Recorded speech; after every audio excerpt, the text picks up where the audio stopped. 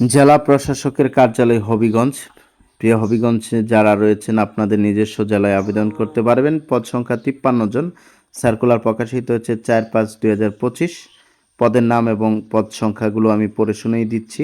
এক হচ্ছে অফিস সহায়ক 28 জন, স্বীকৃত বুট হতে মাধ্যমিক স্কুল সার্টিফিকেট বা সমমান পরীক্ষায় পাশ হলেই হবে। আপনারা এসএসসি দিয়ে আবেদন করতে পারবেন অফিস সহকারীতে।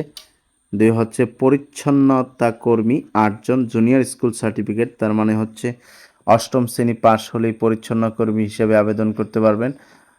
3 হচ্ছে নিরাপত্তা প্রহরী 10 জন, মাধ্যমিক স্কুল সার্টিফিকেট বা সমমানের পরীক্ষায় উত্তীর্ণ, সুস্বাস্থ্যের অধিকারী হতে হবে, এটা এসএসসি দিয়ে আবেদন করতে পারবেন। মালি 1 জন, জুনিয়র স্কুল সার্টিফিকেট বা সমমানের পরীক্ষায় উত্তীর্ণ হতে হবে। 5 হচ্ছে বিআরআর 3 জন, মাধ্যমিক স্কুল সার্টিফিকেট বা সমমানের পরীক্ষায় উত্তীর্ণ হতে হবে। 6 হচ্ছে বাবুর্চি 2 জন, জুনিয়র স্কুল সার্টিফিকেট বা অষ্টম শ্রেণী পাশ হলে হবে, 5 বছর অভিজ্ঞতা থাকতে হবে।